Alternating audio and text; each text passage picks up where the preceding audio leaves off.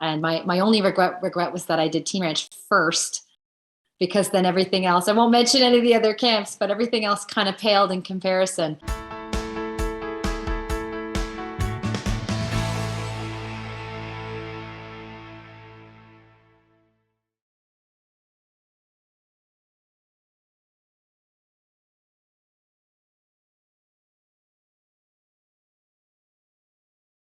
So with Teen Ranch, initially I had heard lots of great things about it in the community. The camp is mainly outdoors, which was a big draw this year, in particular with COVID.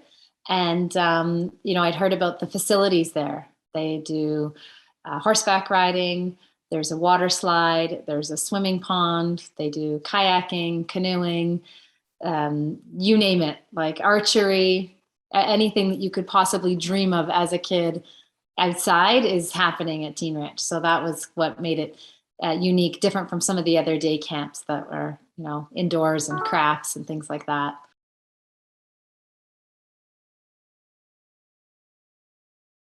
So it was their first experience with a full day camp. They had done other camps that were 9 to 12 and 9 to 2, even I would say is the longest. But this camp was running 8:30 to 5. So it was their first experience with a camp like that. Yeah. And I signed them up for some other camps throughout the summer. And my only regret was that I did Teen Ranch first, because then everything else, I won't mention any of the other camps, but everything else kind of paled in comparison. Where's the horses? Where's the donkey? What's happening?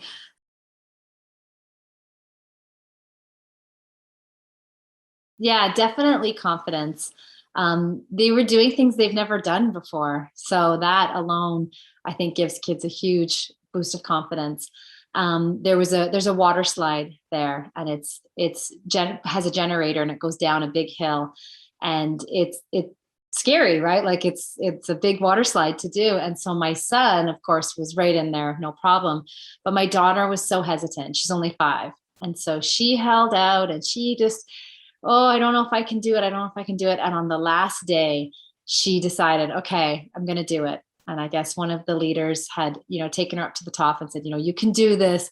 We believe in you. You can do this. And she did it. And she was so excited. Like, she was completely elated that she had conquered this fear that she had throughout the week. And I think it comes from just the support there, that it's like it's like a family, really. And you see it even with the staff and all of the counselors that are there.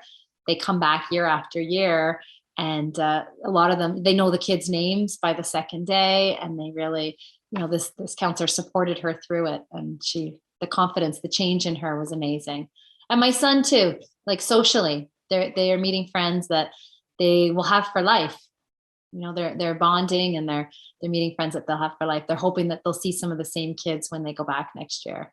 And especially, like, I don't know how relevant COVID is, but especially coming out of COVID, I felt like the kids lost so much in terms of socialization and just, being able to try new things and get excited. And I said to my husband, like, everything the kids lost during COVID, they found again and more. Honestly, it was the greatest experience for them, because I could see it in them, even telling their other friends and telling their grandparents. Like, they did rock climbing. They did indoor rock climbing in a barn that is converted into a rock wall. And my son made it all the way to the top and rang the bell. And he was the first one of the group to do it. And he just came home so excited. Like, he was so excited to have done that. So there's the confidence would be the number one thing.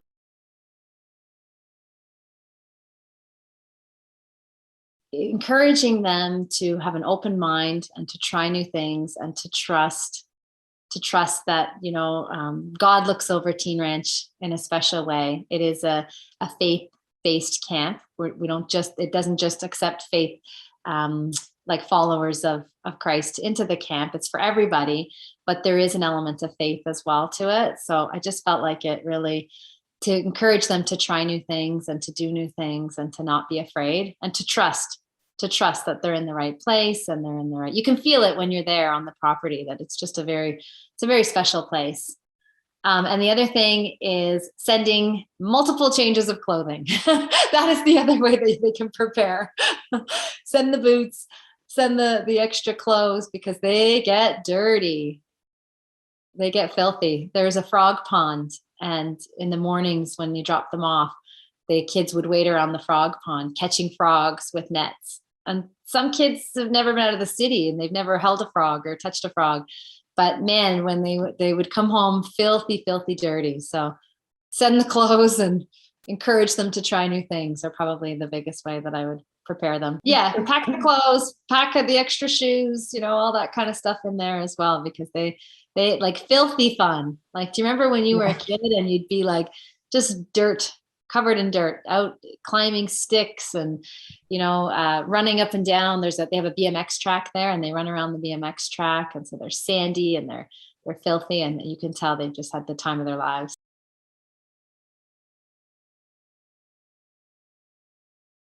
They want to go back. They want to go all summer next year. And I'm like, no, you can't go all summer. But they do. They want to go back. They love it. They talk about, even they went back to school in September and the teacher said, what did everybody do over the summer? What was the highlight of your summer? And they said it was Teen Ranch, and just meeting new kids, meeting new friends. And they absolutely loved it. There was one kid in particular, one story that I was going to mention, that there was a boy, and they went horseback riding. And he was afraid to go horseback riding. And so all the other kids supported him and said, like, you can do it, you can do it. And so they ended up convincing him, okay, I'm just going to get on the horse, but I'm not going to ride anywhere. I'm just going to get on and take a picture maybe. And the kids told me this story, and he got on the horse, and then he waited, and he was nervous. He was going to get off. And then he's like, okay, I'll do it. And I guess even when the mom had dropped him off, she said, he's not going to go horseback riding. He's terrified of horses. And apparently at the end of the day, they were all like high-fiving him and jumping all over him. They were so excited. His name was Veer. And they came home, and I just thought, just that sense of camaraderie and to be proud of another kid for doing something. They don't get a lot of opportunities to do that, in their lives. The kids were the ones that encouraged him to do it. And he did it. And I just thought, imagine how great that kid felt when he went home, and how happy the parents were. When you say, my kid is not going to ride a horse, and then you hear they rode a horse, you're like, what happened?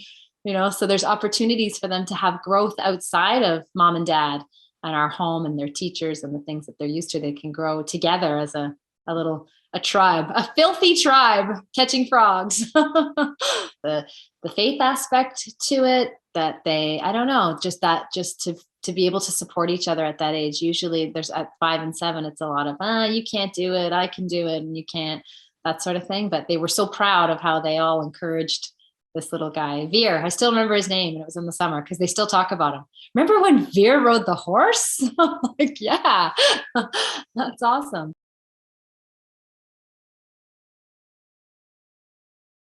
Just that the camp is like, the cost is higher than other camps out there. And some parents will say, oh, I don't want to spend that. It's not a lot higher, but it is higher. They include food. They give the kids 2 snacks and a healthy lunch, and lunches that the kids loved. They tried new foods that they weren't eating at home as well, which was great. But honestly, if you have the means to be able to do it, it was worth every penny. Because I did other camps that were less costly, and we just weren't getting the same experience. The old saying, you get what you pay for. It's true. And so I wouldn't let that deter other parents from trying Teen Ranch and from sending their kids there, because honestly, that the only downfall is that you're going to have to send them back every year. Right? But there were kids that came, and then they were there on a second week as well. And they had asked grandparents to help out and to pay for it, because it was it's an experience that they won't get anywhere. When you incorporate the nature and the property and just everything about it, you can't put a price tag on that.